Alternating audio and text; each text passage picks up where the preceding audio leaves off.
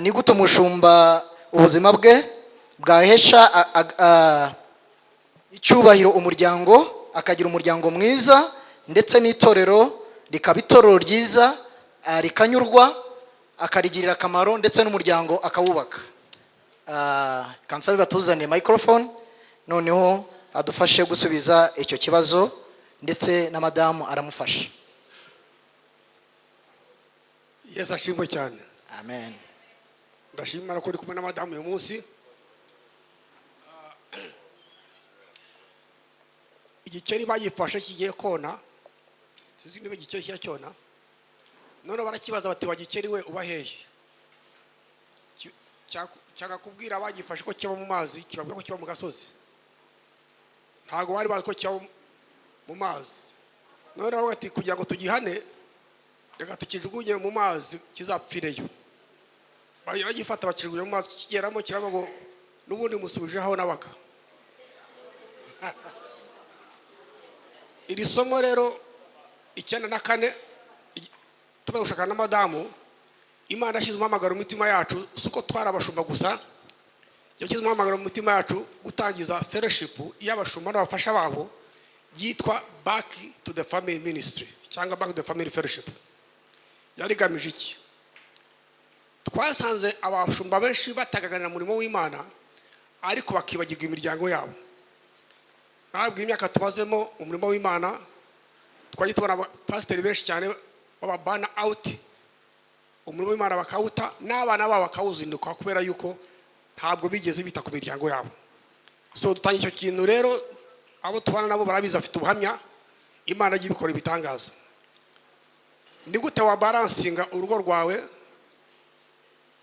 umuryango wa hamwe n'itorero?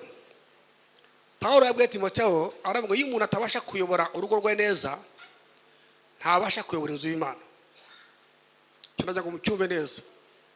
Iyo umuntu atabasha gutegeka urugo rwe, itabasha kuba example, intangarugero mu rugo rwawe nk'umupasiteri, ntubasha kuba example mu nzu y'Imana. Ndakubwira impamvu. Ubuzima bwacu bwo mu rusengero buboneka wenda rimwe cyangwa kabiri mu cyumweru, ariko ubuzima bwacu mu muryango ni amasaha 28.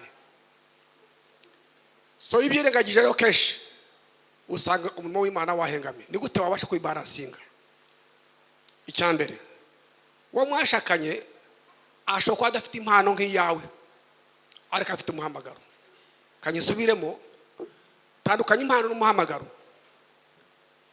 Umushumba ashobora afite impano y'ubushumba ariko umudamu we ashobora adafite impano y'ubushumba ariko afite umuhamagaro, afite umutwaro. So umushumba rero inshingano ye ni iyi, ni ugufasha abashakanye kugira bagendane hamwe muri uwo muhamagaro Imana yabahaye. Kutabikora uratagangarije nabaye uruhamya imiterere yanjye na madamu kuri itandukanye, ariko byagiye bitubera umusaruro ukomeye cyane mu w'Imana. Icya kabiri, birinda ubuhamya bw'umushumba. Ngira ngo muzi neza abakozi b'Imana benshi nabo gihe ntazi bagiye bagwa kubera ko bagiye birundura muri w'Imana cyane, bibagirwa imiryango yabo. Samson yajyaga atera inzugi agashwanyaguza imisaya y'intare, ariko imbeba ije ntabwo ayikoraho. So iyo na madamu rero mukorana mu murimo w'Imana, bituma umurimo w'Imana ujya imbere. Mugira inama hamwe kubyerekeye umurimo w'Imana, mugira umwanya wo kuwusengera, mugira umwanya wo kumenya ibibazo biri mu rusengero. Kenshi ari gusanga umupasiteri yiherana umutwaro w'urusengero, ntashake kubwira madamu ibibazo biri mu rusengero kugira ngo babisengere cyangwa bijyaho inama hamwe. Cyangwa se ugasanga umudamu nawe kubera ko atazi uko bigenda azajya akavuye mu rusengero, ugasanga imyanzuro irafatwa mu rusengero ifashwa na pasiteri n'abadiyakoni, umudamu ntabizi, yajya kubona akabona ku cyumurara abashyitsi, kandi abashyitsi bajya kurya kwa pasiteri kandi madamu atabizi. Simari kwibwirira ako nabwira abandi bantu badakora nabo bashakanye. Murebe iyi si turimo muri iki gihe, iyo umuntu afite kinkayire cyangwa iduka usanga akorana n'uwo bashakanye. N'umurimo w'Imana ni business y'Imana, dukeneye gukorana. Umudamu akeneye kumenya business ya buri munsi kugenda mu rusengero. By all means communication yaje ikaba ihari amasaha 28.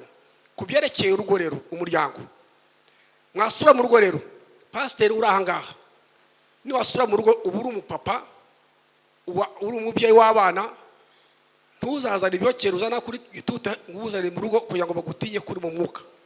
Icyo nicyo kisha abantu benshi muri iki gihe.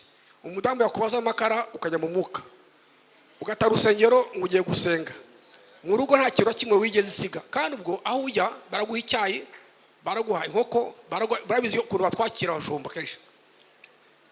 Kandi ntukagende wenyine, nacyo ni risiki. Njye nabonye abashumba benshi bagwa mu byaha kubera ko bagenda bonyine. Ugasanga hari ikidamu cyaguteza ahantu utabizi, ugasanga cyakubise agatebe gatoki.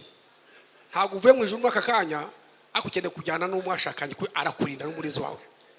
So twabera dufashe rero muri imyaka yose tumaze mu murimo w'Imana, byaraturinze kandi biradufasha. Ndashima Imana cyane, umudamu wanjye yabaye umugisha cyane kuri jewe. Imana ibaye umugisha. Yesu ashimwe. Murakoze. Abayabivuze turatandukanye cyane, abivuga vuba kandi akabivuga neza, jewe nkabirandagamo gakeya. Ubwo rero reka nongereho akandi kantu gatoya. Ntekereza ko ikintu cyafasha abantu babiri bubakanye kugira ngo bagire balance ku murimo w'Imana no mu muryango, bigendane he kugira igisiga ikindi. Kuko kenshi nkuko yabivuze usanga iyo umugabo ari pastor, umugore we asigara inyuma cyane ko ahura n'imyambi myinshi cyane imupfinagaza, imubuza kujya imbere, kuko haba hari abandi bafite imbaduko wenda bihuta, babizi, babishoboye, noneho ugasanga wenda asigaye inyuma cyane. Iyo asigaye inyuma rero cyane pastor akihuta, birumvikana ko uyu mubyeyi asigara inyuma mu bana gusa, iby'itorero agasa naho bitamureba. Noneho pastor kuko aba ari mu mwuka cyane, nta nubwo nzi niba nawe wita umwuka cyane, ariko aba ari ahantu mu kirere, reka bariho tubishyira. Noneho ugasanga nta gushyikirana.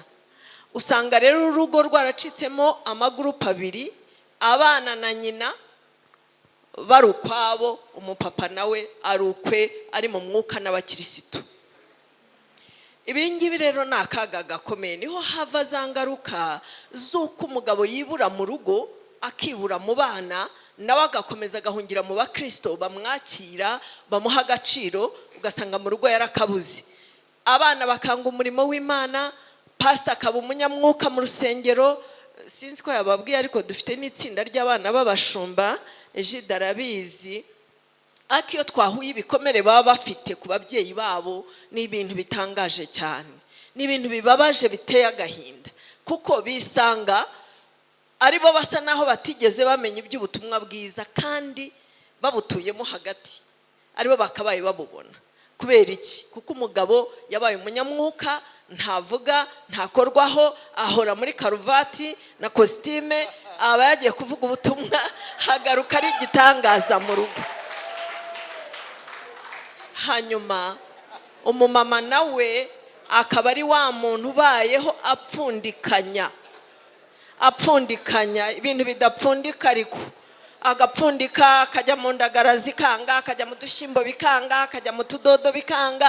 Ubuzima bukakaye bituma abana bazinukwa. Ni ukuri simbizi, ariko abana bacu barakomereka, barababara. Noneho no mu rusengero bajyayo bagasa n'abadasa n'abandi. Kubera iki? Kuko nibo bakene ba mbere, nibo barya ubusa, nibo badakora ibitunganye, nibo batitabwaho, nibo mbega ubuzima bwose bukabafungiraho feri. Kubera iki? Kubera ko pastor n'umudamu we batashoboye gushyigikirana. Ariko bari batubajije akabazo kavuga ngo ese koko byagenda bite kugira ngo babishyire hamwe? Hari umuti ibyo ari byo byose. Yesu ashimwe cyane. Hari umuti. Ntekereza ko abantu babiri bubakanye, nubwo umugabo yababwiriza amabati akavaho, ibirema bikagenda, ibintu byose bikajya mu buryo, umugore wenda watabishoboye, hari ikindi umugore wawe abashoboye, Imana yamuguhereye kugira ngo akuzuze, agufashe. Kubimenya rero ni ikintu cy'ingenzi. Iyo wamenye ko mugenzi wawe hari ubutunzi afite wowe udafite, yarababwiye sinzi umwanya baduhaye nuko ndimo kuvuga cyane, ariko tubana nashatse kwisanisha nawe. Twagiye mu itorero noneho kuko giye mvuga buhoro, ibintu byanjye bikagenda buhoro, noneho abakristo bakajya bamukunda bakavuga mama pastor araboa, byo murabyumva byo kuboa nibyo by'urubyiruko. Mama pastor aradusinziriza, ntazi kuvuga, ntazi gusetsa, avuga ibintu nibirangire. Nkajya nishaka nkibura. Pastor rwose akaba friend, agakunda abana, agakunda abakecuru, agakunda bose bagagurukana. Ngewe nkagenda buhoro, nkumva ninjyewe cyane bari buntoneke, bari bunkomeretse. Noneho bukeye banyandikira udupapuro barambwira bati mami wowe rwose ntaguteye nka pastor wacu. Pastor wacu ateye neza, pastor wacu arasabana, pastor. Ndavuga noneho reka nige kumera nk'uyu mugabo.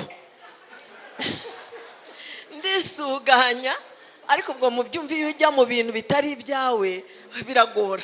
Njya kwambara izo nkweto ndisuganya, nkajya nihaguseka no kugira gutya, reka da nkumva biranze. Nagiranya nkumva ntago ndimo gushirayo hasi, nkumva hari ukuntu ntari kugenda.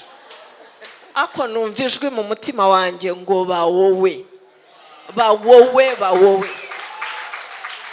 kubera ko mu nzu yanjye hari abashaka wowe, hari n'abashaka uko umugabo wateye. Nuko rero bimeze mu rusengero koko, ahantu hose uzasanga hari abihuta nkawe, hari n'abagenda buhoro nkanjye. Abagenda buhoro nkanjye ntibamwegera kuko ntabwo byakunda, ariko n'abihuta nanjye ntago twagendana.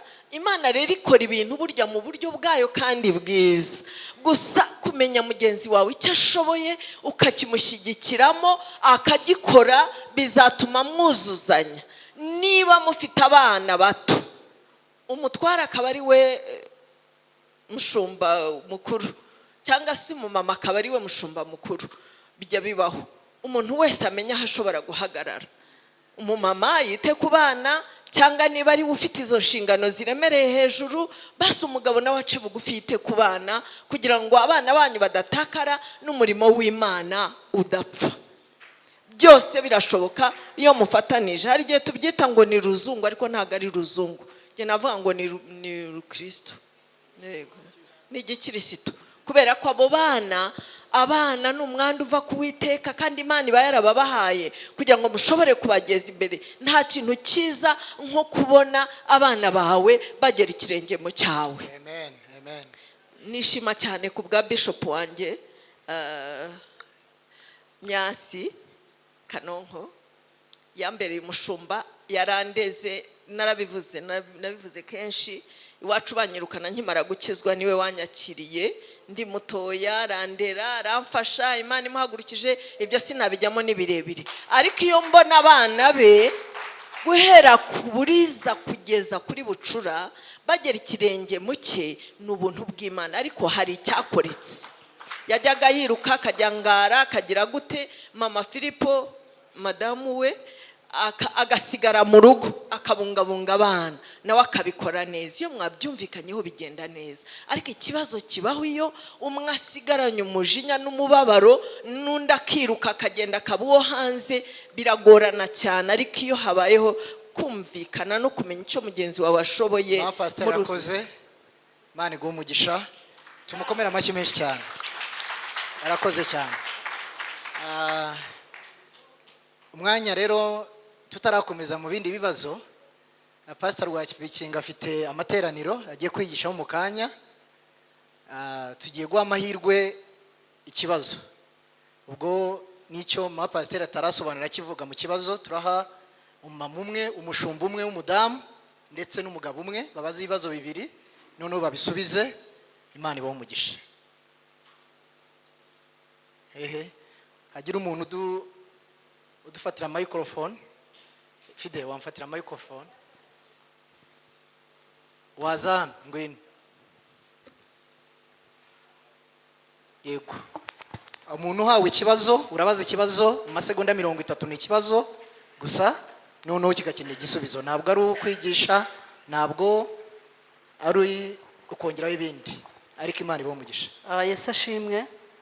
ndashima Imana agenda umupasiteri, nashatse umugabo nawe ari umupasiteri, ariko ikibazo kimwe nshaka kubaza niyo mukora umurimo, hari igihe rimwe na rimwe umugabo ashobora kwizera umukristo cyane kuruta umugore, ugasanga wa mugore mwashakanye afite umuhamagaro, ariko mu gihe mugeze mu itorero haje umukristo kuko afite akantu ashyigikira, azi kugura kositimu ya pasiteri, azi kwishyura urusengero, azi no kujyana pasiteri muri hoteli, mama pasiteri adashobora kugurirwa igitenge agume mu bana b'umudiyakoni, wa undi agahita ahabwa inshingano, ukabona ahawe ugasanga we titire ya revera pasiteri, cyangwa se ahawe izindi nshingano ziremereye mu rusengero, mama pasiteri akavuga ngo wowe ntabwo ushoboye, hari ibyo utazi, mbese uwo mwanya ugahita usa nkaho nta gaciro ufite. Wa mukristo ugasanga ikibazo mfite nuko uwo mukristo ava mu kuyobora muri itorero akaba yanayobora no mu rugo rwa pasiteri, kandi pasiteri akabyemera mu bana. Murakoze. Urifuza ko ari ndugisubiza? Mama pasiteri, papa pasiteri. Pasiteri Rwabikingo yadufasha bibiri. Okay, sawa. Nongere nisegure, navuze yuko ari ikibazo kubaza mu magambo make kugira ngo ducunguze uburyo umwete. Imana ibahe umugisha. Murakoze. Nitwa Pasiteri Musafiri, nkaba maze imyaka 10 nyobora itorero. Ndashaka kubaza Pasiteri Rwabikinga, kuko ubwo kiriya gihise kijya kuri mama pasiteri, kuko icyo amaze kubaza, iyo murebe ubona ari umuntu ukuze, ashobora kuba amaze imyaka myinshi cyane ayobora itorero, ariko iyo ukurikiranye ibiganiro baduhaye usanga Pasiteri Rwabikinga yarihutaga cyane mu mikorere ye, noneho umugore we nawe akagenda tseta ibirenge. Bivuga ngo nta kibazo, sorry ntareka nkomeze. Noneho ikibazo cyanjye ni iki rero, ko iyo myaka yose wayoboraga itorero, obviously umudamu we yagiraga ibikomere, kuko kuyobora itorero abakristo bakwibonamo ko wihuta, umudamu wawe atabafasha mu byo bashaka mu itorero, yari afite ibikomere. Nagira ngo nkubaze rero, ese washoboye kumurehabilitatinga gute kugira ngo agaruke ku murongo, ko usanga abapasiteri benshi batibuka gusubira inyuma ngo basa n'abadamu babo bakomerekeje? Murakoze cyane, Imana iguhe umugisha. Ijambo ni iryanyu. Reka mbazi icyo, reka ngire yakumvugaho gatoya. Wenda cyabaye ikinyarwanda kigize, ntabwo nasetaga ibirenge, ahubwo ni imiterere, kuba navuga buhoro, kuvuga ndandaga, akavuga vuba, akiyuhagira vuba, akihuta, nkagenda gahoro. Ariko iyo bibaye guseta ibirenge no kuvuga ngo bagiye mu murimo w'Imana usa n'utabishaka bagukurubana, ariko ntago byari byo. Hanyuma ikindi nuko mu by'ukuri ndumva ari gihe wagisubiza, kubera ko ntabwo nigeze ngira gukomereka kwinshi. Nicyo gihe gusa nashatse kumera nkawe kugira ngo nibura nanjye banyiyumvemo, ariko yarandinze, yaramfashije. Turakorana mu itorero rya Assemblies of God. Imyemerere yacu nuko umugore n'umugabo bakorana, icyo nacyo cyagiye kiduha imbaraga mu mikorere cyangwa mu mikoranire yacu. Rero yarandindaga, yaramfashaga icyo ntashoboraga kumenya, kandi twaragendanaga. Wenda n'ikindi kintu ntabwo sinzi niba nakita amahirwe cyangwa se iki, nuko tutahise tubona abana. Ntabwo twahise tubona abana, cyari nk'ikigeragezo, ariko ku rundi ruhande byatumye twegerana cyane. Rero twarakoranye, ntaho yansigaga, twari tumeze nk'ishakoshi na nyirayo. Rero twaragendanaga, twakoranaga umurimo. Iyo yabwirizaga narigishaga, iyo mu masengesho, nta hantu na hamwe twigeze dusigana. Rero muri ubwo buryo yaramfashije kugeza ubu ngubu, aho itorero ryacu rizi ngo uku nguku niko mama ateye, avuga buhoro, agenda buhoro, niko bimeze. N'abana bacu dufite harimo ugenda nkanjye, harimo ugenda nka papa we. Ubwo buzima rero iyo ni imiterere itashobora guhinduka, ariko nanone yaramfashije ku buryo nageragaho ngeze nkumva mbaye stuck, nkamukenera ngo aze avuge uko. Arakoze cyane, reka tumushimire mama pasiteri, tumukomere amashyi. Imana ishimwe cyane. Ikindi cyadufashije, twaraganiraga, yambwiraga imubabaza, tukabiganira tukabikemura. Kandi magambo na n'ubu ngubu ntabwo cyo dusigana. Nasubiye ndamufasha, turajyana, nawe hari ibyo yamfashije. Kubera ko kwihuta kwanjye mbana nakoze za accident nyinshi. So haranageraga rero agakandagira feri, yakandagira feri, hamya ko ngeze ku ikorosi hagabanya umuvuduko. So nawe rero gufata feri kwe kwaramfashe cyane ko mbana nakoze accident nyinshi cyane. Haba no mu rusengero n'iki cyangwa murabizi amakosa tugiye dukora. So yaramfashe cyane kandi ndamushimira ko imiterere ye yaramfashije kandi yaranyujuje. Imana ibamugisha. Nawe muri twese iyo tujya kugira vitesse tuba twarakoze accident, kandi iyo tujya kugenda buhoro twazagira cyangwa kunyuma y'imyaka 3. Reka nsubize iki kibazo cy'ira mama hariya avuze mu kanya. Ni ikibazo cy'ingwara bahise mwa bashumba mwe. Hari abantu kenshi bagira impano mu rusengero, noneho ugasanga wa muntu ufite impano mu rusengero ntabwo umenya kwijera iyo mpano, nta wisdom ntabwo gikoresheje. Wa mudamu wawe ashobora adafite impano nk'iyo muntu. Reka mvuge wenda igitsina gore wenda hanyuma baze ku gitsina gabo. Iyo umudamu cyangwa umukobwa iyo akora protocol pasiteri, mukajyana mu modoka, muri mu nama muri kumwe nawe, mukajyana amanama muri kumwe nawe, n'ugutwaza amazi n'ugutwaza ikoti, kandi afite parufe yayindi iteye ubwoba wihumuza buri munsi. Madamu yirwa mu makara no mu bana, hakana deodore yigeze yisiga n'umunsi n'umwe. Ntabwo uvuye mu ijuru n'aka kanya ngo uvuye gura igitangaza kuko biroroshye. Iyo umugabo yataye urugo rwe cyangwa umupasiteri ataye umudamu we, umwanya munini cyane akawujyana n'abandi bantu cyangwa relationship y'abantu atari umudamu we, kugwa kuwo muntu biroroshye. Yewe njya mbwira abakirisitu mu rusengero kenshi, ndavuga ngo anointing yanjye ntabwo itangira hano ku gikuta kugikagwa tute, anointing yanjye itangira mu cyumba. Umudamu wanjye ni utanga ubuhamya bw'ubuzima bwanjye mu buryo bw'umwuka. Nawe ubu nimwe ndimo ndababeshya. Ni utanga ubuhamya bwanjye mu buryo bw'umwuka. Ni uzi neza ubyo muhakeya. Nabwi ukuntu muhakeya mu gitondo yabyutse shaka amazi ashyushye, akiryamira cyangwa indimu nkamutereka imbere. Iyo ni keya. Imbano bakurugo. Si nibyo byose gusa. Nabwi ukuntu ufite impano yo guhaha bakagira impano yo guteka. Nabwo ntuzavurike kujya mu isoko jya nzaza ndikora. Muhakeya. Mwitaho umudamu wanjye sishaka vunika. So cyavuga ni cyerero sasa. Icyo kiramfasha kikandinda kigatuma nta kintu cyari n'umuntu wese mu rusengero azi neza kujya n'amadamu tube kama pete na kidore, nta muntu wabasha kuducamo. N'imyaka 10 twamaze nta bantu dufite, twari tumeze nka pete na kidore. N'ubu ngubu turasa tumeze nka pete na kidore.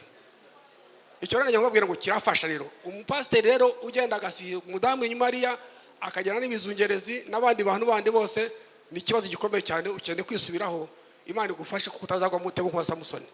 Imana igumugisha. Barakoze, katubashimire. Imana ibaho umugisha. Turabashimiye cyane kandi Imana ibaho umugisha. Tugiye ku kibazo cya kabiri, tugiye kubaza Apostle Poda. Tugiye kubaza Apostle Poda ikibazo cya kabiri. Kirabaza ngo kiti ni gute itorero cyangwa umurimo w'ivugabutumwa wakomeza ugatera imbere n'ubwo inyubako z'insengero cyangwa basengera haba dahari cyangwa badakora, ariko umurimo w'ivugabutumwa watera imbere gute? Apostle, floor is yours. Arakoze cyane. Yasashimwe cyane. Icyo ni ikibazo kitureba cyane cyane muri iki gihe turimo, aho insengero arizo z'inyubako zifunze. Ariko ndagira ngo ninjya gusubiza iki gisubizo, icyo kibazo ifashishe n'icyanditswe, hanyuma ngira icyo ngisobanuraho gatoya. Kadusome muri Yohana igice cya 6, ubutumwa bwiza bwa Yohana igice cya 6 ifashisha umurongo wa 27 n'uwa 28.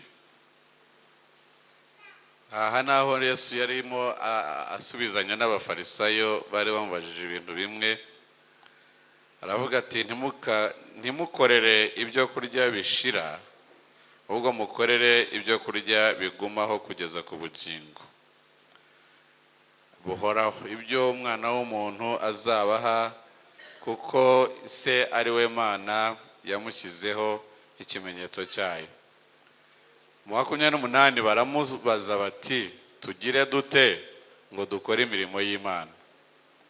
Aho niho ndibukura igisubizo. Tugire gute ngo dukore imirimo y'Imana? Arabasubiza ati umurimo w'Imana nguyu, nuko mwizera uwo yatumye. Ubwo sinasubije ra? Yesu ashimwe cyane. Nongereho kuri iryo jambo, twakora dute, twagira gute kugira ngo umurimo w'ivugabutumwa ukomeze no mu gihe inyubako dusengeramo zifunze? Nagira ngo duhindure ku myumvire ku bijyanye n'umurimo w'Imana. Inyubako n'umurimo w'ivugabutumwa ni iki kibanza ubundi? Aha, nitwemeranya ko ivugabutumwa ari ryo ribanza mbere y'inyubako, inyubako nta hantu na hamwe iri buzire guhagarika umurimo w'ivugabutumwa. Yesu ashimwe cyane. Nta hantu na hamwe inyubako ishobora kugira imbaraga zahagarika umurimo w'ivugabutumwa, kuko ahangaha ntabwo nihereyeho ku by'ukuri dutangira twese muhamagaro. Yesu ashimwe cyane. Amen. Twari dufite umuhamagaro duhawe n'ubutumwa bwiza bwo kuvuga. Twatumwe gushaka abantu, ntabwo twatumwe gushaka inyubako. Inyubako tuzishaka nyuma abantu bamaze kuboneka. Inyubako ni iz'abantu, zizanasigara. Impanda nivuga ibi dukora badusaba kuzuza ibisabwa, bizasigara n'ababisabye. Nukuri ntabwo bizazamuka. Impanda nivuga hegitari y'ubutaka ntaho izajya, izasigara hano. Amen. Impanda nivuga inyubako ntaho izajya, yewe na lisansi ntaho izajya, hazagenda abantu. Nawe niba rero umurimo wo gushaka abantu twatumweho tutarawusoza, nta tegeko numva na rimwe ryari ryaboneka ryahagarika umurimo w'ivugabutumwa. Yesu ashimwe cyane. Kuko ivugabutumwa niryo ribanza. Yesu amaze kuzuka yagiye asanga abigishwa be, arabiyereka, arangije arababwira ngo nahawe ubutware mu ijuru no mu isi. Agira ngo mvuge ngo umurimo w'Imana dukora ntabwo tuwukorera, ntituwushobozwa n'ubutware cyangwa n'ubushobozi bw'inaha mu isi. Tuwushobozwa n'ubutware bw'uwaduhamagaye akadutuma.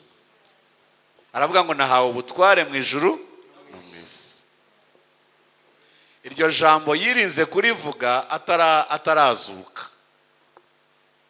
Yigishije iby'ubwami bw'ijuru byinshi, ariko amaze kuzuka, asoje misiyo, aravuga ngo nahawe ubutware mu ijuru no mu isi. Kubw'iyo mpamvu nimugende. Reka nongere mbabwire, wavuze ngo nimugende ntarakavuga ngo mugaruke. Ubwo rero ugaruka sinzi umugaruye. Mugende. Nimugende muhindura abantu, ntabwo ari mwubaka amazu. Muhindura abantu kuba bigishwa, mubabatize, nimurangiza nabo mubigishe kwitondera ibyo nababwiye. Ibiheze nabo bagende. Ikibazo nuko dushaka abantu bo kugumisha mu nzu. Icya kabiri, duhindure imitekerereze yo kuvuga ngo gukora umurimo w'Imana ni ukuzana abantu mu rusengero. Gukora umurimo w'ivugabutumwa ni ukujyana abantu ku mwami Yesu, ntabwo ari ukubajyana mu itorero worship center. Hari ahantu nigeze kubwiriza ubutumwa bantumiye kuri radiyo, mvuze tugeze igihe cyo kwatuza abantu, ndababwira nti ushaka urusengero ruri hafi aho ngaho rukwegereye ujyayo ubabwire ko wakijijwe. Ntibongeye kunyakira, vuye bampaye kansori ngaho wajyaga kuvuga izina ry'itorero ryaguhaye aha hantu kubwiriza.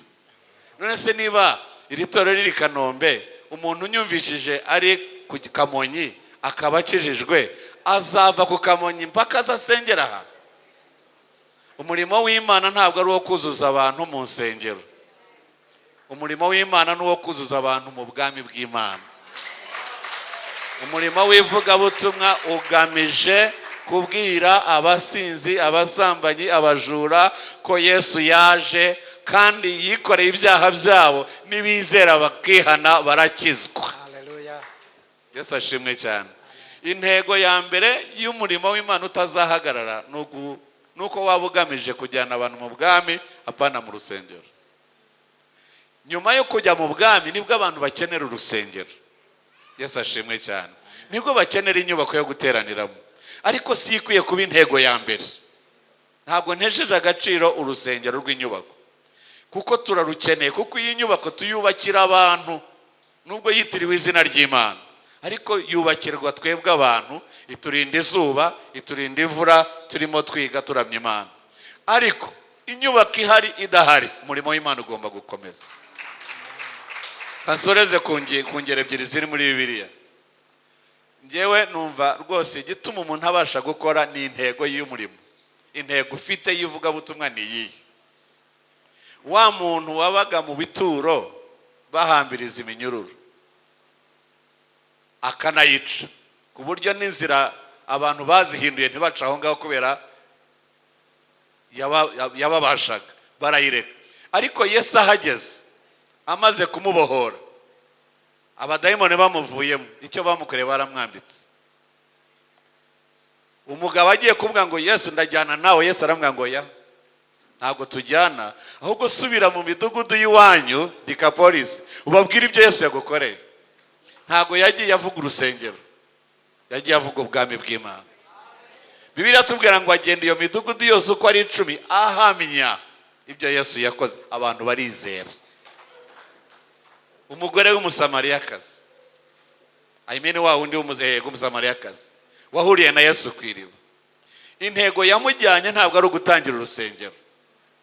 Niba waraje muri uyu murimo ugamije kubanza gutangira urusengero, iyo ruhagaze nawe urahagarara.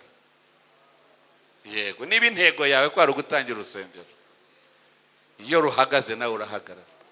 Ariko niba intego ari ukuvana abantu mu kurimbuka bajya mu bugingo, umurimo uracyahari kandi umurimo urakomeje.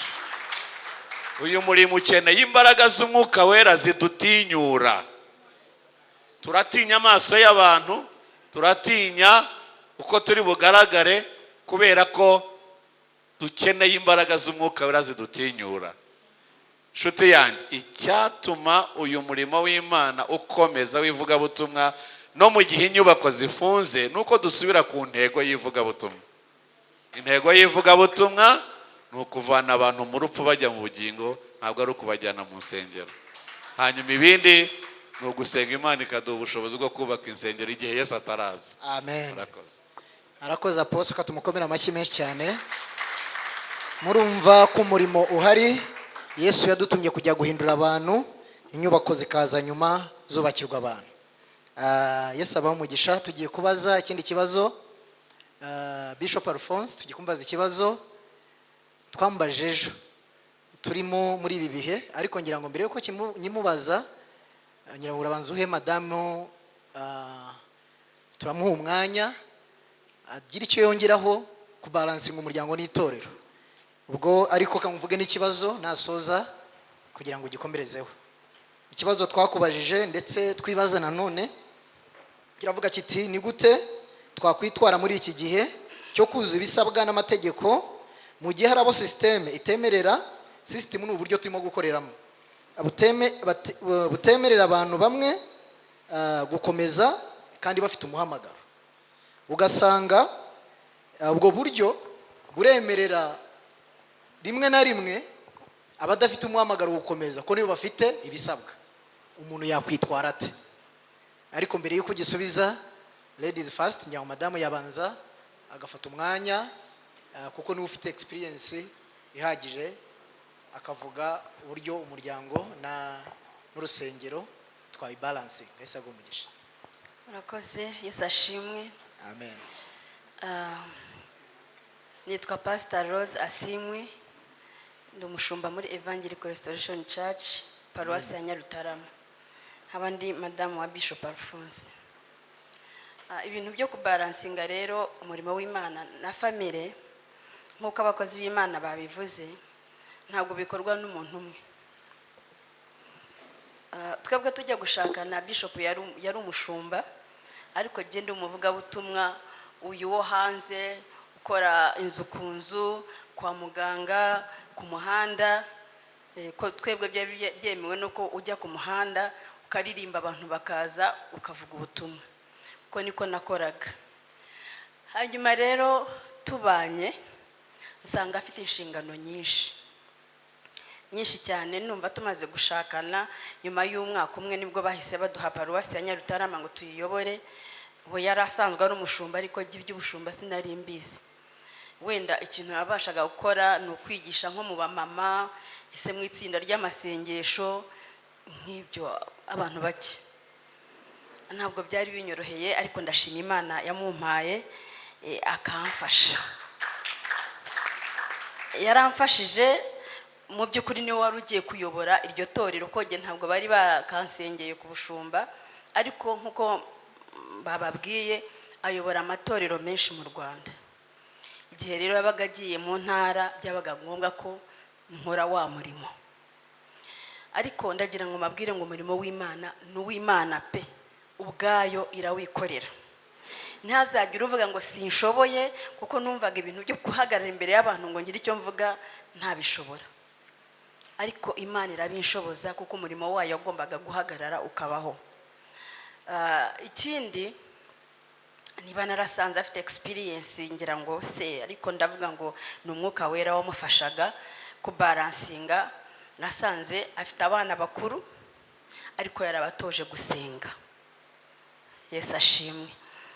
Rero iyo abana bamaze gukura bazi gusenga, ntabwo mubangamirwa no gukora umurimo. Twarajyanaga tugakora umurimo, ariko tukagaruka mu rugo n'aya masengesho yo mu rugo tukayakora.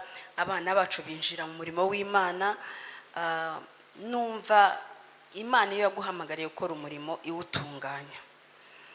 Balancing rero, cyane cyane nkawe wajyaga mu ntara cyangwa se utahahoraga, yaramfashije cyane. Mpagarara mu cyuho kandi mbikora neza.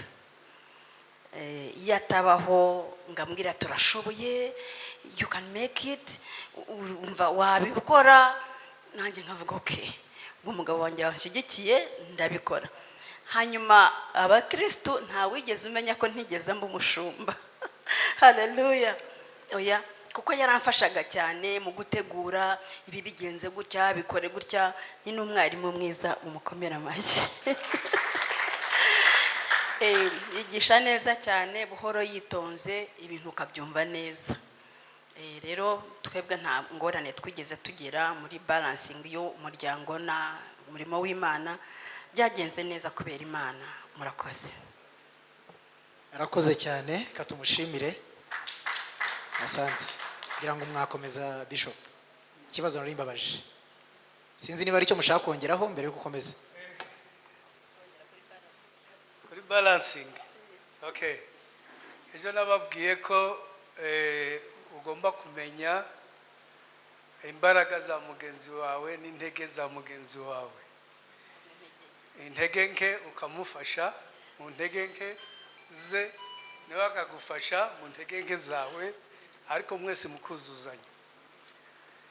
Nababwiye ko ngewe nkunda guhaha cyane, akaba ari muhahira umunsi ku wundi.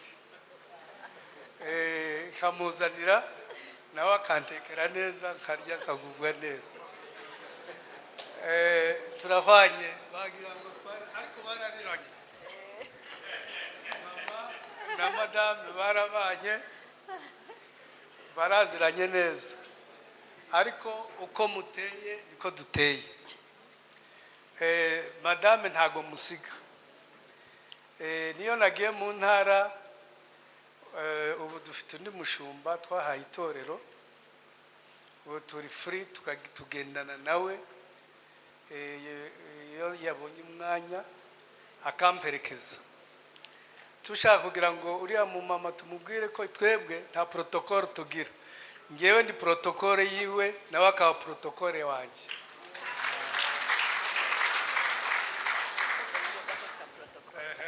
reka munganire gatoya ku ka protocole. Ubundi ntabwo umushumba w'umugabo aprotokorwa n'umudamu cyangwa n'umukobwa, agomba kuba umugabo cyangwa se umuhungu kugira ngo wirinde gucumura. iyo nama niyo kabisa. umushumba w'umugore we, umushumba w'umugore nawe ni umukobwa cyangwa umugore. Hallelujah. Ntabwo abantu badahuje igitsina baprotokorana, oya. amina. mani guha umugisha. Kabishop akomeze. Urakoze. Imana ishimwe. Twebwe abarimu tuvuga duhagaze. Hari ikibazo ejo bambajije mbere ko subiza icyo kintu. Katwumvikane kugira ngo agire ikibazo asubiza, noneho akomeze. Hari ikibazo bari batubajije ku byerekeye gatanya. Umushumba akaba afite umugore cyangwa se undi muntu wese ariko ntibumvikane, umwe agasenga undi ntasenge, byagenda gute? Nababwiye ngo ndashaka kubaha ubuhamya kuntu Imana isubiza. Ubuhamya rero nshaka kubabwira nuko nari nshatse, madame aratabaruka arya mu ijuru, asigira abana 5, asigira n'aba relative nabo 5 mu nzu, habaga nk'abantu 10 n'abandi baza. Hanyuma nabareze imyaka 10 njyenyine, ariko nsenga mbwira ngo Mana uzampe umudamu uzankundira abana, uzashingira abana banjye nanjye nkamukunda, ubundi ndakundana cyane. Haleluya. Navuze ngo ninshaka umuntu nkunda ntankundira abana izaba ikibazo. Donc nuko mukunda nawe akankundira abana n'abana bakamukunda. Imyaka 10 mfukama nsenga. Murumva ko mu matorero dushumbye hari abadamu benshi cyane n'abakobwa. Icyo gihe nari nkiru n'umujene, ariko ndavuga ngo ngewe ntago nzishakira, Uwiteka ni uzanshakira. Nzihangana tanko Imana itari yavuga ngo nguriya ntacyo nzakora. Imyaka 10 yose ndayihirika. Umwaka wa 10 ugeze, ariko nabyo nari narabisengeye Imana ngo abana nibakura nzashaka. Ndasenga, senga Imana, ubundi yewe nturuka iburengerazuba. Hanyuma Imana imfungura amaso inyereka umudamu uri Kampala. Haleluya. ariko kugira ngo imunyereke nuko nasenze navuga ngo Mana noneho unyereke kuko shwa guhitamo ntago nabishobora wowe mpitiremo. Mbona inteko y'abamama bari bicaye ahantu hamwe, mbona ifoto y'umumama umwe irazamutse ariko irongera isubirayo irazima. Iyindi yerekwa rya kabiri, noneho mbona muri ya nteko y'abamama mbona uyu mukobwa w'iteka namubatije iribagiza. Haleluya.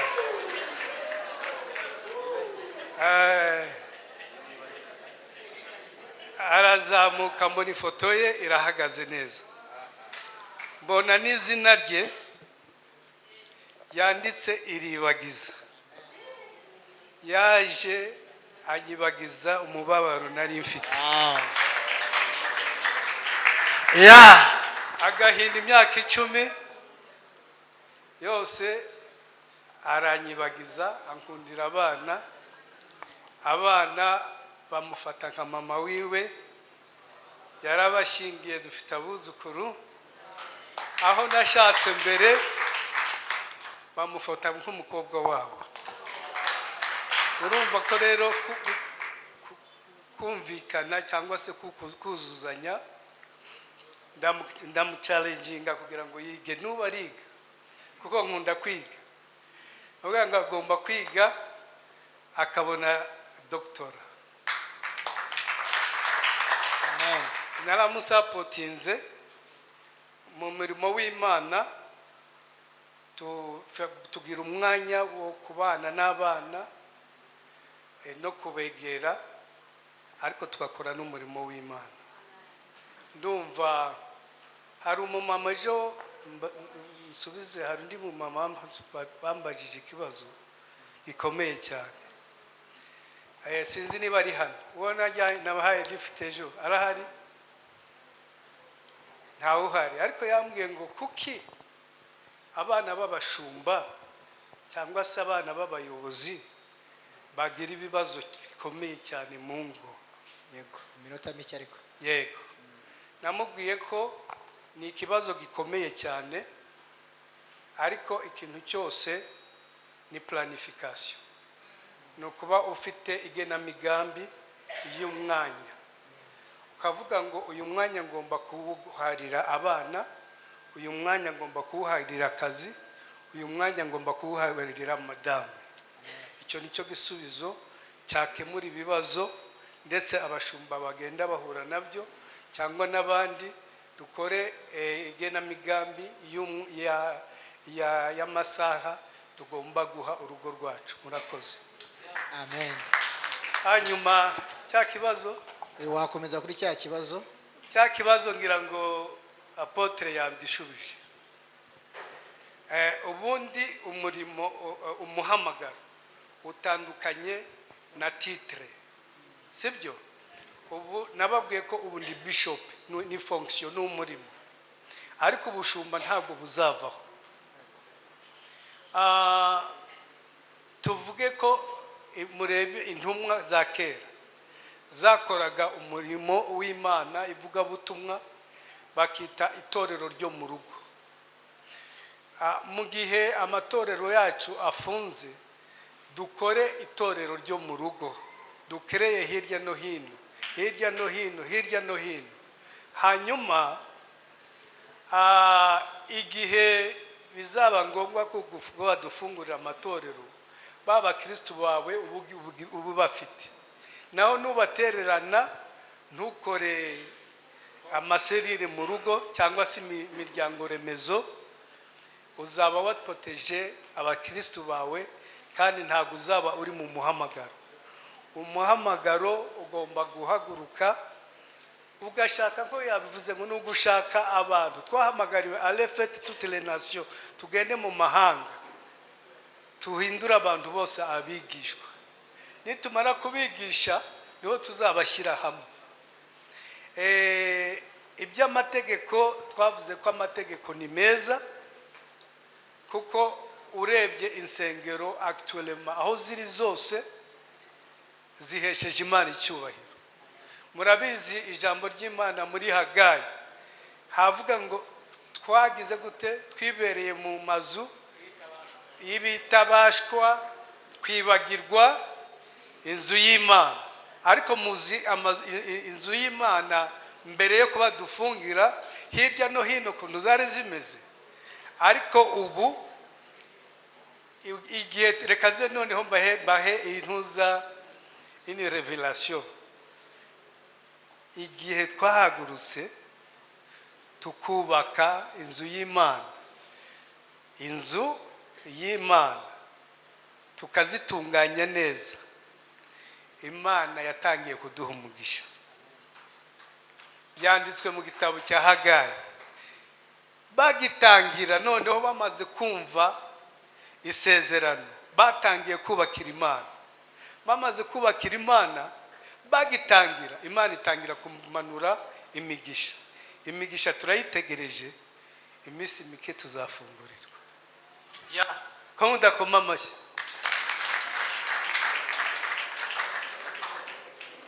Mugitangira gutunganya inzu y'Imana, imigisha yatangiye kubageraho. Amen. Hari igihe tuhura n'abashumba bacu, nkababwira ngo ese ko mwabyibushye byagenze gute? Nta muracyasenga cyangwa ntimugisenga? Kuko batunganije iwabo mu nsengero hirya barazitunganya, ntari wicwa n'inzara. Hari wari wicwa n'inzara hano? Ubabareba hano kumusa neza, mwambaye neza, nta kibi, mwarapfuye se? Imana yatangiye gusuka imigisha. Ikindi nuko abashoboye kwiga bige, abatabishoboye dusapotinge abiga, kuko ndimo ndasapotinga madamu. Ngira kugira ngo mwishyurire, ariko arimo ariga kugira ngo ejo azansimbure. Arakoze Bishop. Murakoze. Imana imuhe umugisha, katumushimire. Nk'uko avuze, wa mugani insengero zimwe zirafunze, nta maturo, nta byacumi, ariko abashumba turabyibushye. Icyo kintu nanjye ni stress. Kandi turashimira iribagiza. Biravuga ngo Isaka abonye Rebeka ngo ashira agahinda kose yatewe no kubura nyina. Natwe turashima Imana yuko Bishop yabonye umwibagiza imbabaro yose. Imana ihabwe icyubahiro. Pastor Christine, Imana iguhe umugisha, tugufitiye ikibazo.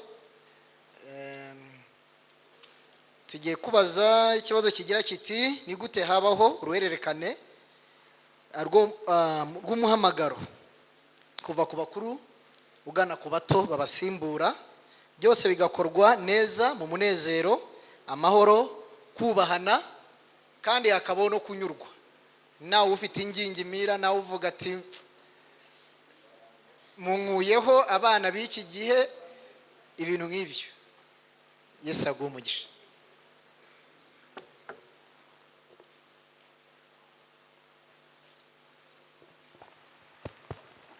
Yesu ashimwe cyane. Amen. Ndabanza mbisegureho mbasaba imbabazi. Ejo ntabwo nabashije kubana namwe, ariko nari nabibwiye chairperson, mubwira yuko ejo ntazaboneka, nza kuboneka uyu munsi. Mbisabiye imbabazi rero, numvise ejo kutaje, ngira ngo rero mwari muntegereje. Ikindi ndagira ngo mbazanire intashyo y'umutwaro wanjye, kuko pasiteri ambwira mukoma amashyi nta kibazo. Pastor Innocent ambwira kuri iki kiganiro, narambwiye kuki utahamagaye umutware wanjye Pastor Gatabazi. Icya mbere ni uko niwe ubu ngubu ushobora guhagarara hano akatubwira ibintu neza cyane. Cya mbere nk'umutangizi wa Assemblies of God, nubwo twatangiranye nawe, ndaza kubabwira n'ubutumwa yampaye kubabwira. Naramubwiye nti niwe muntu wa mbere watanze inkoni ya representant legal mu mahoro, ntawe umusunitse, ntawe umukuyeho, agatanga inkoni agahererekanya n'abandi, agahereza mugenzi we, kandi yikuye mu matora abishaka. Ati ibyo ngewe na Imana yampaye gukora ndumva ni 1, 2, 3, 4, ndumva aho bigeze n'abandi bakomeza. Kandi yari mutoya, yaragifite imbaraga. Ikindi cya kabiri nuko niwe muntu ntekereza ko nanone yakoze ikindi kintu kidasanzwe cyuko yagiye mu kiruhuko cya zabukuru, kuko amaze guhererekanya inkoni yo kuba umuvugizi mukuru yaje kuba senior pastor mukuru w'itorero rya Assemblée de Dieu hariya Kimihurura aho tuyobora. Hanyuma amara ikindi gihe ari senior pastor. Hanyuma umwaka wa 2024 nanone abwira abakuru b'itorero ati ngiye mu kiruhuko cy'izabukuru, ndashaka ko umudamu wanjye akomeza. Murumva rero afite inararibonye. Ikindi ntabwo yabikoze arwaye, ananiwe, ari umusaza rukukuri, aracyakomeye, n'ubu ngubu aracyakomeye. Rero afite ibintu byinshi yatubwira. Arambwira ati ndamubwira byari kunshimisha iyo mumuhaye mahirwe akaza akabwira abashumba, kuko yabikoze mu mahoro ndetse no mu cyubahiro.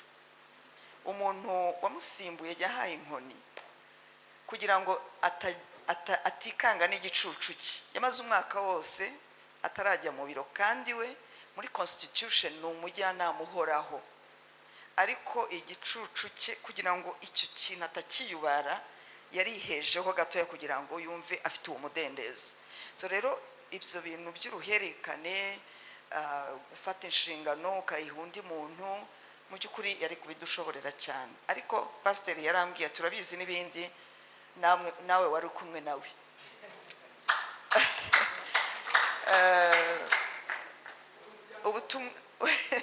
Ubutumwa bwa mbere yambwiye tumbwirira pasiteri ko gukorana jewe nawe bidaterwa nuko nagushatse nk'umugore wanjye, nuko nagusanze uri umukozi w'Imana.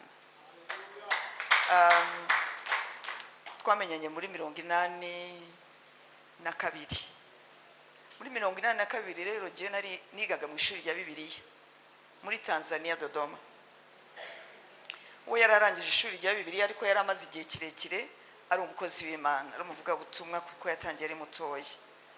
Hanyuma asanga nanjye ndiho ndiga ishuri rya Bibiliya, mfite umuhamagaro, ndetse tuza gushakana nkomeza umurimo w'Imana. Mbere yuko dushakana mba umwarimu w'ishuri rya Bibiliya. Natangiye kwigisha ishuri rya Bibiliya mfite imyaka 24, nari ntarashaka. Ubwo rero dutangiye itorero tuje mu Rwanda, twaratangiranye. Actually abantu ntago babizi, kubera ko icyo gihe muri za 89 ntabwo leta ya Habyarimana yemeraga ko hari n'itorero rishobora gutangira rishyashya. Yewe rero natahutse muri 87, ndaza musanga umutware wanjye. Hanyuma tumara igihe dukorera umurimo muri ADPR, kuko niho yakuriye, niho yavukiye. Reka nihute kugira ngo mashe ku ntego. So pastor rero ambwira ati n'ubundi mwaratangiranye, kandi koko twaratangiranye. Muri komite nyobozi y'igihugu nari ndimo nk'umunyamabanga mukuru, kuko iyo itorero rigiye gutangira mugomba kuba mufite abantu byibuze bari kuri komite nyobozi, ndetse n'abayoboki mujyana muri leta kugira ngo babahe ubuzima gatozi. Urumva rero communication yanjye n'abamisiyoneri n'abafatanyabikorwa ni je kenshi wabikoraga, kuko ni nanjye bari bazi uwo yari umwadeperi.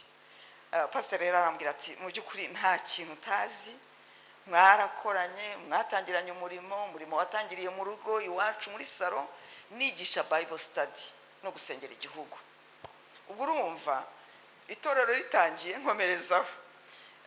Nkomeza nyine ndi umwigisha Bible study, nkayobora abagore, nkabwiriza.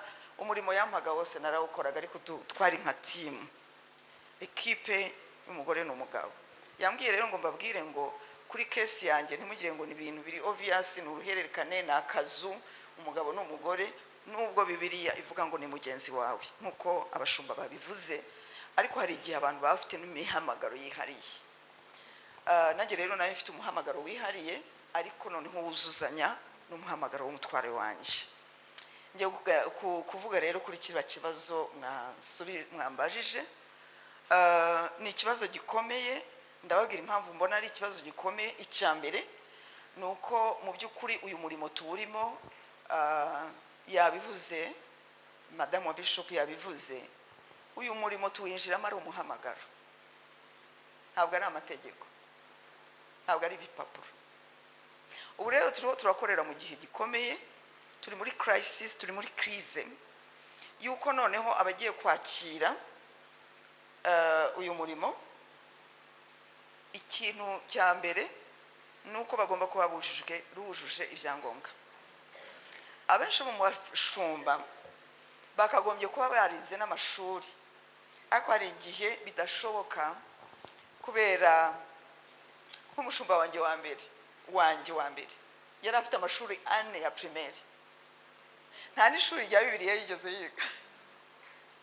Ngewe mvaho ngaho Imana inyohereje kuri ishuri rya Bibiliya, ariko we ntabwo yigeze yiga, ariko yari umunyamuhamagaro, yakoze umurimo w'Imana aho hantu adafite ishuri, amashuri asanzwe.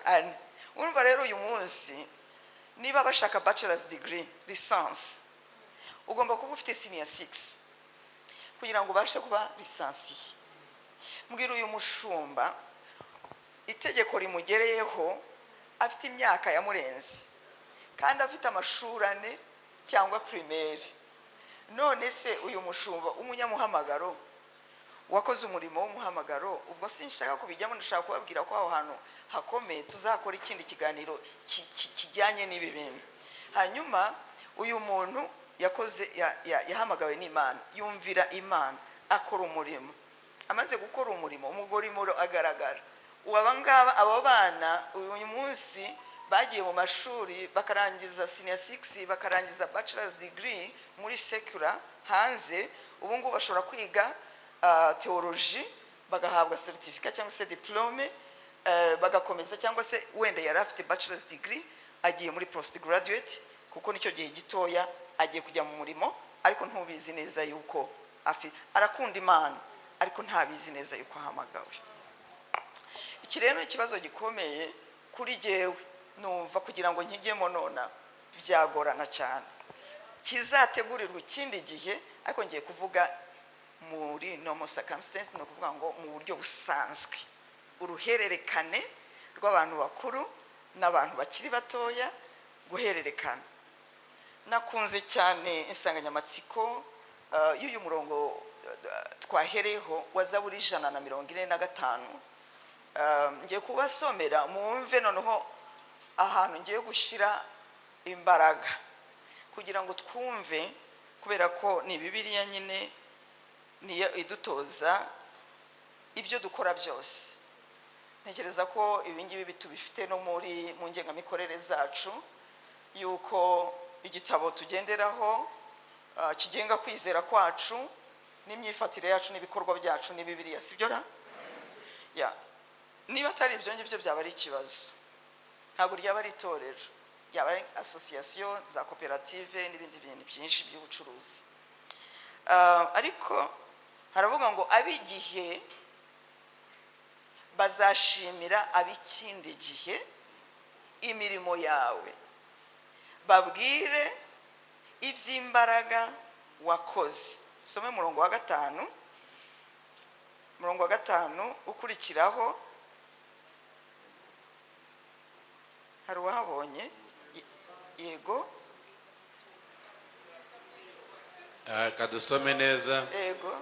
Ab'igihe bazashimira ab'ikindi gihe imirimo yawe, bababwire iby'imbaraga wakoze. nzavuga ubwiza bw'icyubahiro cyo gukomera kwawe n'imirimo itangaza wakoze. Imana ishimwe cyane. Hari ikintu nshaka ko twumva aha ngaha mbere y'uko twinjira mu ruhererekane.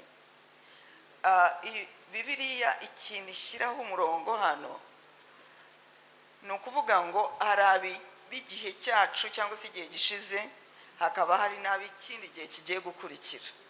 Ariko ikintu gishimirwa aha ngaha ni imirimo y'Uwiteka. Iyo Imana iguhamagaye byanga bikunze, isohoresha ibyo yaguhamagariye imirimo ikomeye. Hari imirimo ikorwa. Niba hari ibyo rero, n'icyubahiro n'icyande, n'icy'Imana ntabwo ari icy'umuntu. Ni umugisha kuba umuntu yarahawe amahirwe yo gutangira umurimo w'Imana. Nimbabwira ibyo gutangira umurimo w'Imana, abashumba benshi aha ngaha mushobora kuba wenda mutari next generation, muri generation yatangiye. Buriya abantu batangiye bafite ikintu cyitwa inshingano ikomeye cyangwa mandate yo gushyiraho imfatiro, guhinga imishiki, gutema amateme, mugashyiraho amateme ahantu abandi bazambukira. Uyu ni umurimo ukomeye.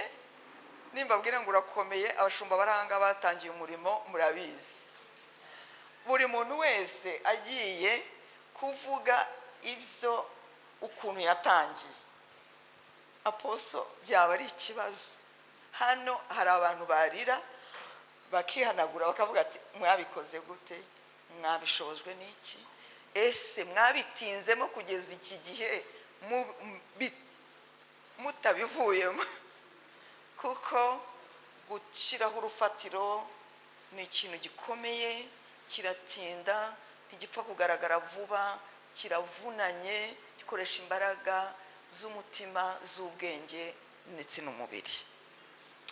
Hanyuma abakristo baba bataraboneka, urirya ukimara, n'utwo wakoreye urongera ukadusubiza muri wa murimo aho kugira ngo wakire.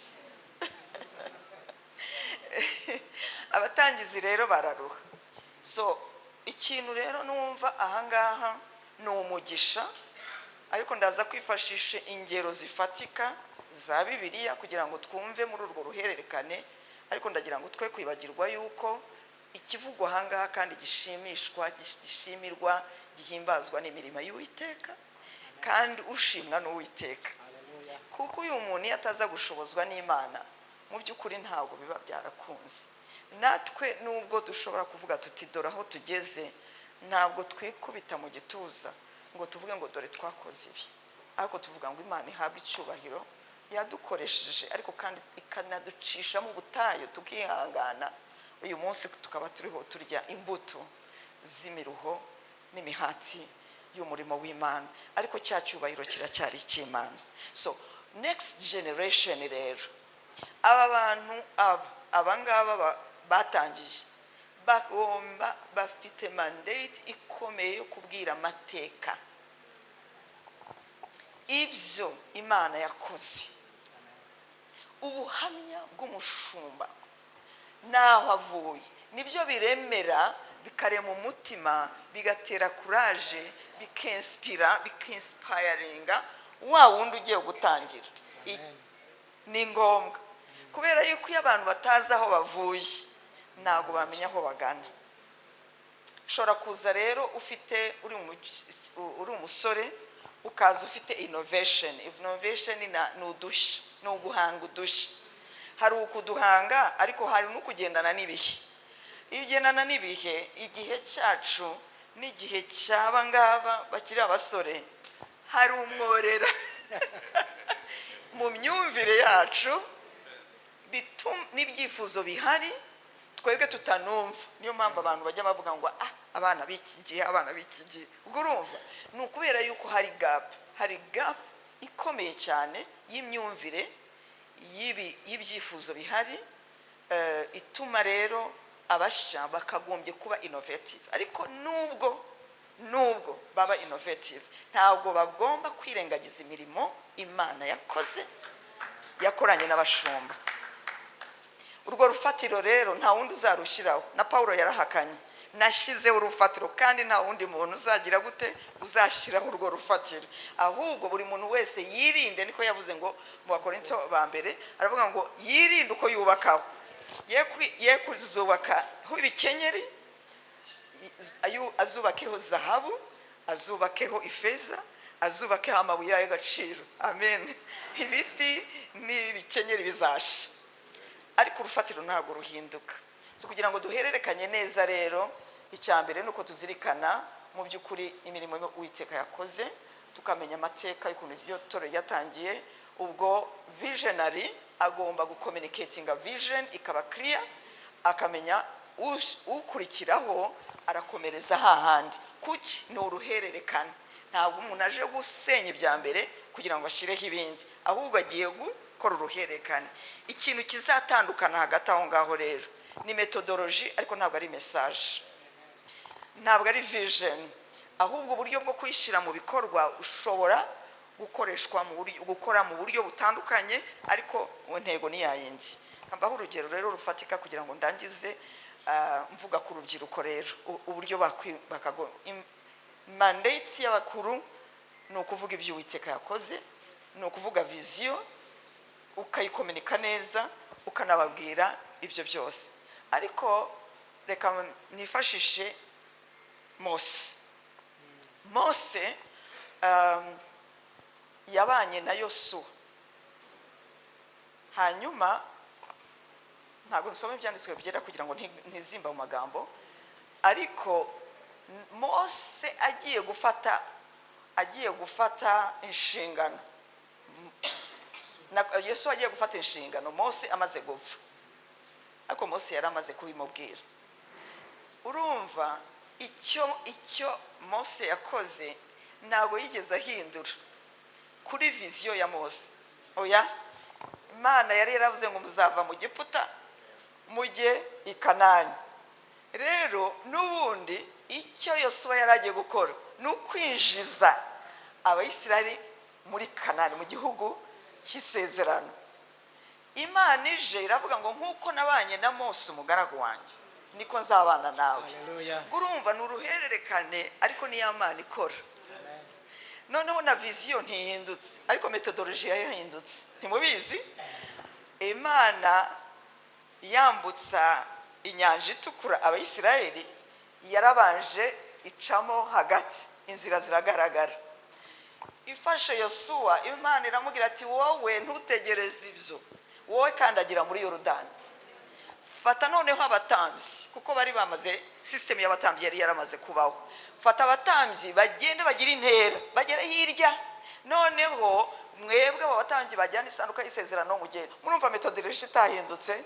Yanyanje tukuri ntago yabanje kugira gute gucika mu kabiri. Ariko hari n'ikindi, buriya Mose mu myaka 40 yose ntago yigeze afata umwambi, nta nubwo yigeze afata intwaro. Ariko Yosuwa yararwanye kugira ngo akuremo Abanyakanani, akuremo Abayebusi, akuremo ibiki. Murumva methodology yahindutse, ariko ku Gikanani ni ikintu kimwe, nuko ari cyo Mose ya. Hallelujah. Amen. So, generation isha, uru rubyaro rushya rugomba kumenya ngo uyu mugaragu w'Imana ni Imana yamuhamagaye. Uyu mugaragu w'Imana, Imana yamuhaye vision. Uyu mugaragu w'Imana Uwiteka yabanye nawe, dore kandi bihamya ngibye. Niba ari uko bimeze, nugira umugisha akabakiriho nkuko Gatabazi akiriho, nkuko nanjye nkiriho, uzadukurikira ntabwo agomba kuza asenya ibyo twebwe twubatse. Hallelujah. Kuko iyo utangiye ibintu bishya uba witandukanije n'uwo mushumba, ahubwo uba witandukanije n'Uwiteka, kuko Uwiteka niwe wahamagaye uwo muntu kandi agashyiraho iki urufatiro. Urubyiruko rero bakwiriye kugira ikintu cyo kumenya icyerekezo, bakagira umubano mwiza n'abashumba bagiye kubaha izo nkoni, bakabubaha, bakabagira abajyanama ba mbere. kuko umuntu wese wakoze mu gihe cye agakora neza, ngiye kuvuga noneho nk'umushumba, mvugana n'abashumba, ngenda cyari mu bushumba. Umuntu wakoranye n'Imana neza akagendana n'Imana neza, uyu mushumba nanazi ntuzamugirire impungenge, uzamenye ko Uwiteka azaguhembera imirimo yose wakoze neza. Abakristo rero bagira inenge, ngiye kuvuga abakristo bagira akantu k'akanenge. Hari igihe bagendana n'ibigenda ibigezweho, nizo mpungenge z'abapasiteri benshi, kubera ko ntabwo dufite system yubatse neza ya pansiyo, yo kuvuga ngo harya babyita ngo iki, ni ukuvuga ngo ikiruhuko cy'izabukuru, noneho ibihembo cyangwa se babyita ngo iki, pansiyo. Amatorero yacu nibaza yuko uru rubyiruko imerekeza izabukuru cyangwa se bitunga umuntu ugiye mu kiruhuko cy'izabukuru, ntabwo system zirubakika neza. Uru rubyiruko tubaha inshingano batangire babyubake, kuko ntabwo bashyizeho imfatiro. Bayijide barabyumva, kubera yuko ikintu gitinyishije abantu benshi cyane, kibateye impungenge zikomeye, ko twari dutunzwe n'amaturo n'ibyacumi n'ayo mashimwe. None nintatangira gukorera itorero, nkasengera abantu, nkabasura, nkagira gute, kuko umushumba arahari, noneho simbashingire, simbabatize, ubu bizagenda gute? Kandi koko ugasanga rimwe na rimwe ibi bintu ntabwo twabitojwe, ntabwo abantu bateguwe neza, noneho abantu bakagira kambasabe dutuze kugira ngo twumvikane, tugaragana ku musozo. Yesu abaho umugisha. Murakoze cyane, ndiho ndasoza ntimundambirwe. So umuntu ukuvuga ngo rero iki kintu kubera ko kidahari, hari icyo kintu cy'ubwoba, cy'impungenge, cyo kuvuga ngo sinakoze gutya. Reka rero nigarukire kuri twebwe, njyewe na Gatabazi. Gatabazi yarekuye inkoni atarebye iby'umutungo, ibyo azabura n'ibyo azabona. Yabonye ko igihe kigeze, noneho agomba gutanga inkoni. Ariko wenda yari yarinvestinze, afite ibyo agiye gusarura. Abandi yarinvestinze mu bakristo, bageze babonye akazi, bagiye gutanga icyacumi, batangiye kubaka amazu, baramubwiye ngo agende. Wenda Gatabazi we yari yarabonye ubushobozi, arinvestinga, yari afite some investment. Bimeze bite? Dore ukuntu bimeze. Bimwe mu bintu ari hakora ategura uyu munsi, si ukumubenera ibanga, ariko ibintu turiho turabyubaka, nuko icyo kibazo yakibonye. Yarakibonye, akibona mbere. Ngira umutware ubona imbere cyane. Njya mbwira abantu ngo yibera muri future.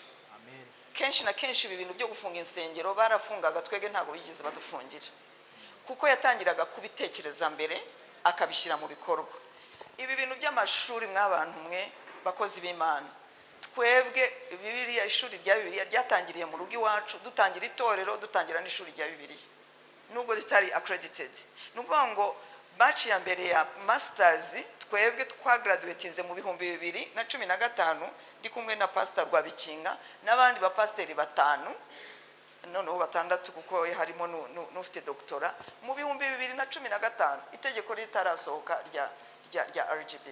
So rero ikintu kimwe mu bintu ariho hakora kugeza uyu munsi wa none mu bintu yibandaho cyane, no kugira ngo afashe, atange ubujyanama, uburyo cy'umushumba ashobora gukora umurimo w'Imana ariko yiteganyiriza, atategereje icyacumi n'amaturo, kuko biriya bintu by'icyacumi n'amaturo rimwe na rimwe birahindagurika.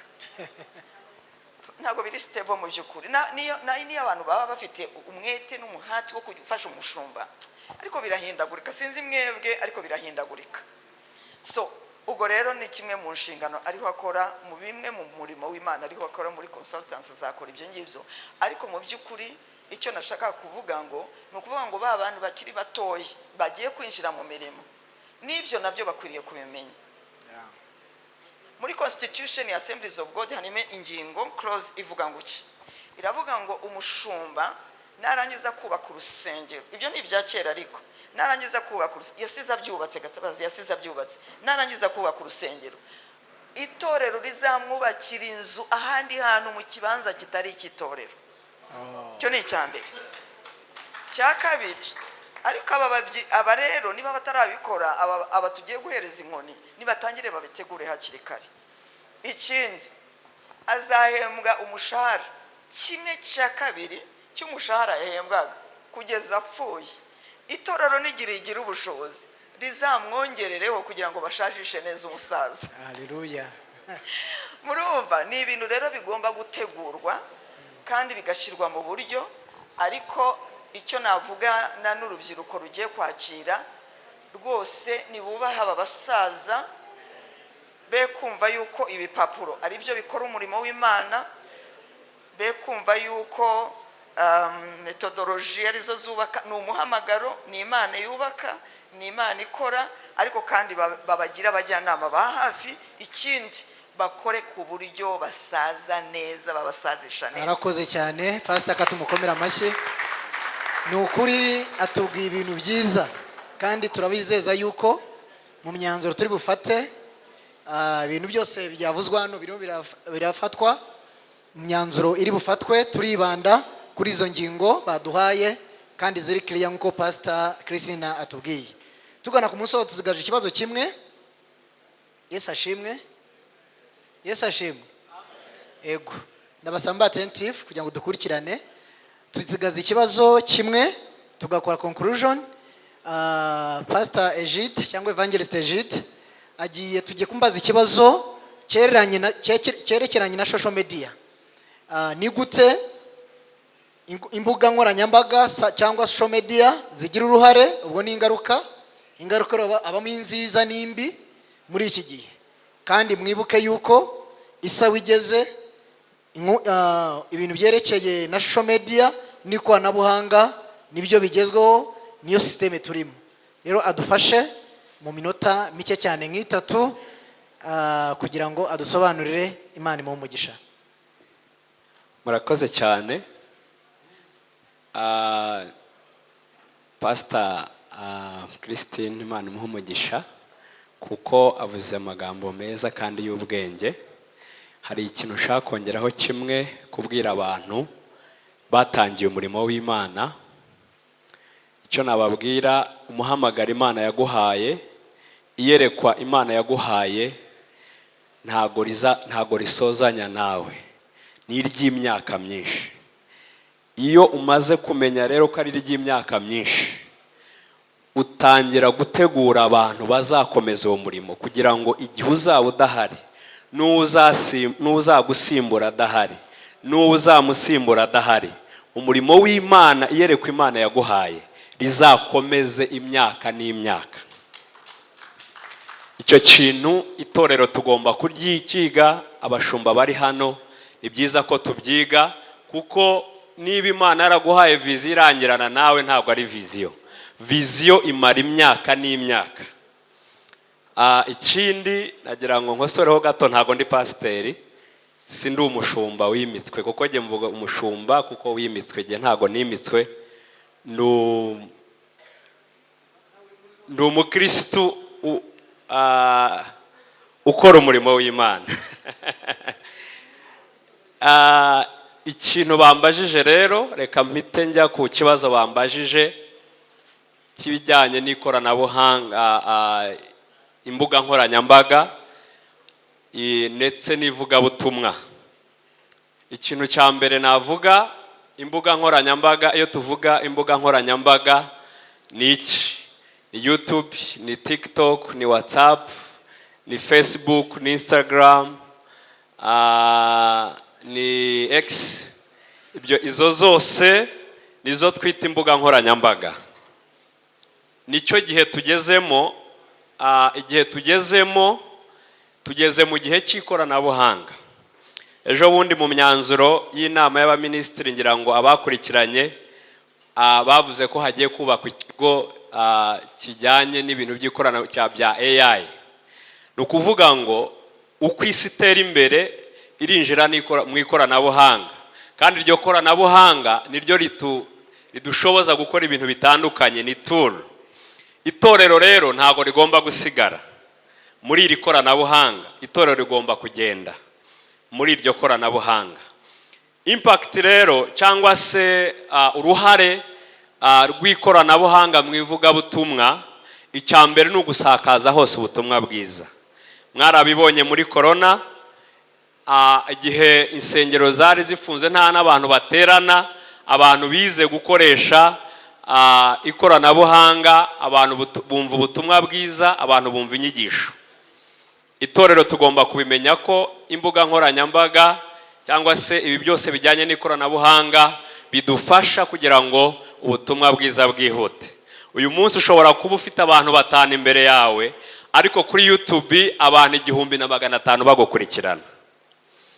Bivuze ngo abantu benshi ufite, itorero rinini ufite riri kuri YouTube, si riri physical rigaragara. Dore ikibazo rero gisigaye gihari, turimo turakoresha imbuga nkoranyambaga, ubwo ngeze kuri side iri negative, ibibi byazo. Abantu benshi barimo bararikoresha baharabika cyangwa se basenya ubutumwa bwiza. Niyo mpamvu mwebwe mufite ukuri k'ubutumwa bwiza mutagomba guceceka ngo muhere hano mu rusengero gusa, mumenye ko isi yagutse. Apostle yavuze ko ijambo ry'Imana asoma hariya muri Matayo 28 tugomba kubwiriza ubutumwa bwiza ahantu hose ku isi yose. Bivuze ngo ntago ari mu rusengero rwawe, ntago uri limited mu rusengero rwawe gusa. Menya ko isi ikeneye kumva ubutumwa bwiza Kristo yaguhaye. Ikizagufasha rero ni izo mbuga nkoranyambaga kugira ngo ugere aho utaragera. Icyo dukwiye kwirinda ni gukoresha izi mbuga nkoranyambaga dushaka views. Icyo kintu kirakomeye cyane, kubera ko ukeneye views, abantu bagukurikirane n'ibindi. Ubu noneho zisigaye zitanga zihemba ukugiza abantu bagukurikirana cyane, bigatuma uva mu butumwa bwiza bw'ukuri ugatangira gushyiramo ibindi bivanze bitari ubutumwa. Uri muri ico ubutumwa bwiza, uri muri ico umuhamagara Imana yaguhaye. Ushaka views, abantu bagukurikirane, abantu bashyireho like, abantu bigatuma n'abantu bahindura amatitles. Niba umuntu wenda yigishije kuvuga ngo mwihane, bagahita bavuga ngo karabaye noneho. Ibyabereye hano hantu ni ibindi bindi. Pasiteri yarwanye wenda nundi, wafungura ukabura kubera gushaka views.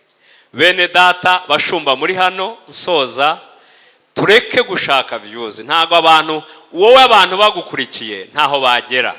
Abantu bagomba gukurikira Kristo Yesu. Nta gukurikirana gukanda like kugira gute bizarangirana n'iyi si, bizarangirana n'ubu buzima, ariko ubuzima ntago ari aha burangirira. Ubuzima buzarangira iteka n'iteka muri Kristo Yesu. Rero dushake guhesha Imana icyubahiro aho kugira ngo dushake abantu badukurikirana. Imana ibaho umugisha. Tumushimire cyane, arakoze. Haleluya. Imbuga nkoranyambaga ni izacu, ariko tuzikoreshe neza kugira ngo izina rya Kristo rihabwe icyubahiro kandi abantu babone Kristo n'ubuzima bwabo Kristo abwigarurire. Dusoza rero, Apostle Paul, tugiye dusoza, watubwira tugiye imyanzuro y'iyi pano. Twemeje yuko turi bushyireho urubuga ndetse n'imyanzuro nk'uko bayitanze ikazashyirwaho n'amazina y'abano bantu bose bakazayibona. Ariko ni ibihe bintu bitatu watubwira cyangwa bine umuntu yakura muri ibi biganiro twakoze atabura agomba kugira? Ndetse hari n'ikibazo bari bibajije kivuga ngo ibitangaza, ngo amasengesho menshi, gutanga rimwe na rimwe abantu bakabyihisha inyuma bakiba abantu, ariko nanone tugasanga birivuga ko ibyo bintu bibuze nta mukristo wabaho. Nawe umuntu tumwabivuga wiki? Imana iguhe umugisha. Dusoza. Bakoze cyane. Cyambere kampere ku kibazo nabarijwe kare, Timotheo wa 2 igice cya 2 umurongo wa 2, Paulo asoza mwibuke ko ari rwo rwandiko rwa nyuma yanditse, yandikira Timoteyo aravuga ngo ibyo wanyumvanye imbere y'abahamya benshi ubishyikiriza abantu bo kwizerwa, bazabasha kubyigisha abandi, nabo bakabyigisha abandi, nabo bakabyigisha abandi. Uruhererekane rwose ruraza natwe rutugeraho. Mbwirira mugenzi wawe ngo ntibigarukire kuri wowe, ntibigarukire kuri wowe, nawe ubyigisha abandi, bazabyigisha abandi. Hari igihe inyubako ziduhuza ntitwigishe ubutumwa bwiza, ariko uwo murimo ukomeze. Icya kabiri mu myanzuro turimo, nshingiye ku cyo Pastor Christine yaravuze, ku by'ukuri amen, ndumva babahaye amabahasha none twavuye ku bisubizo. Murebe hano gatoya, ikibazo cyose cyatuma uruhererekane runanirana ni igihe tutareba ku nyir'imirimo na nyir'imbaraga zakoze imirimo. Nicyo yatubwiraga, niba naratangiye ku bw'icyubahiro cy'Imana, ibyakozwe akaba ari imbaraga z'Imana, icyo nsigaje ni ukubiganirira abarimo baza. Amen. So ibintu byose tubikore ku bw'icyubahiro cy'Imana.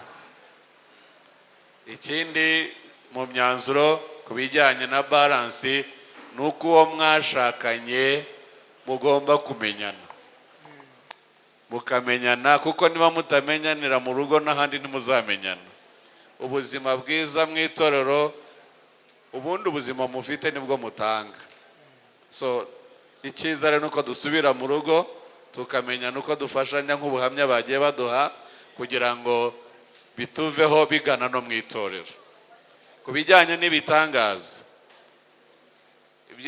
ibitangaza, ibimenyetso, gusenga, gutanga, nubwo byiswe amazina menshi, ntabwo dushobora kwirengagiza ko hari bamwe muri twebwe, mpamya neza ko bashobora kuba batari bazi ibyo bakora cyangwa bari babizi batarahamagawe, bakoresheje nabi umuhamagaro wacu. Twitwa izina rimwe ariko bawugoreka bakurikije inyungu zabo. Gutanga kuratukwa, byitwa kunyunyuza abakristo n'abaturage, ariko ntabwo tuzaceceka dutecekeshejwe n'abishe ijambo ry'Imana. Ijambo ry'Imana niba ari muri Yeremiya ngira ngo havuga ngo ese niba umurama ari mwinshi bivuze ko amasaka atakiriho? Umurama ni mwinshi ariko n'amasaka agize gute? Arahari. Twebwe twigishe ijambo nk'uko ryanditse muri Bibiliya, gutanga guhesha umugisha kuruta guhawe. Icyo kora we kwigisha gutanga kuko ushonje, unabyigisha uhaze.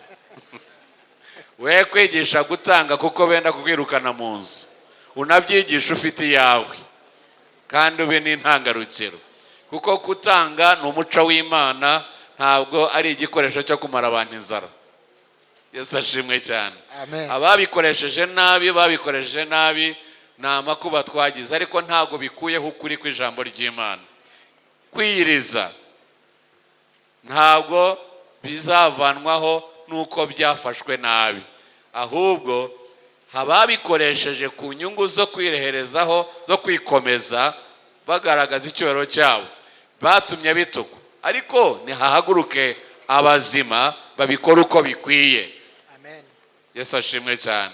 Kuko Yesu yaravuze ngo ijuru rizavaho n'isi iveho, ngo ariko ijambo ryanjye nta kizarikuraho, habe n'akadomo ntikazavaho. Icya gatatu, ibitangaza. Ntabwo muzareke gukora ibitangaza bihimbano, ariko mureke umwuka wera akora ibitangaza. Kuko umwuka wera ntabwo azakora ibyo abantu bashoboye, azakora imirimo yakozwe n'umwuka wera iteka ihora yitwa ibiki? Ibitangaza. So ibitangaza ntibyarangiranye n'intumwa, n'uyu munsi turabagaho wo kubihamya. Duhamye ijambo ry'ukuri, umwuka wera rihamisha ibitangaza. So ntabwo rero nugira ubwoba ntuzabihamya, ariko nuzura umwuka wera ugashira amanga uzahamye ibitangaza. Ariko ntuzabihamya ushaka izina ryawe ntabizakoreka. Nubihamya uhamya imbaraga z'Imana. In fact ubutumwa twahaye ntabwo ari ibitangaza. Ibitangaza biza bije guhamya ubutumwa turimo twigisha. Amina. Intego yacu si ibitangaza, intego yacu n'umuhamagaro wacu si ibitangaza, ariko ibitangaza bihamya intego twahamagariwe. Nta nubwo twe tubwira mwuka ngo bikore wiyereka. Nigeze kumva umuntu se ngo vuga Mana, vuga Mana, vuga Mana. Imana ntibayivugisha sinyabinzi. Kandi Imana yaravuze dufite ijwi ryayo ryanditse, turisome ibone kutubwira n'irindi. Haleluya. So navuga ngo ibitangaza twe kubigira intego, tugire intego ubutumwa bwiza, ibitangaza bizadukurikira. Imana bamugisha. Kadushimire Apostle Poda n'amashyi menshi cyane. Kambasabe turenze kuri ayo mashyi, twongera amashyi menshi cyane mu izina rya Yesu. Wow, arakoze cyane. Kadushimire Pastor Christina Gatabazi, nawe tumukomera amashyi menshi cyane. Arakoze. Kadushimire Evangelist Egide, nawe turamushimiye cyane, ndetse n'abashumba yaba Pastor Rwabikinga, ya Bishop Alphonse, ndetse n'abafasha babo turabashimiye cyane. Tubizeza yuko ibiganiro byose byabereye hano bigiye gutunganywa neza, mukazabigezwaho haba ku rubuga cyangwa ubundi buryo bwose bunoze kandi bwiza komite yateguye kino giterane izahitamo, ariko tubijeje ko muzabibona n'umusaruro wabyo. Turabashimiye, kandi nanjye mu izina ryanjye bwite ndabashimiye ko bampaye aya mahirwe yo kwicara kuri pano nziza y'abantu bubashywe. Yesu abaho umugisha.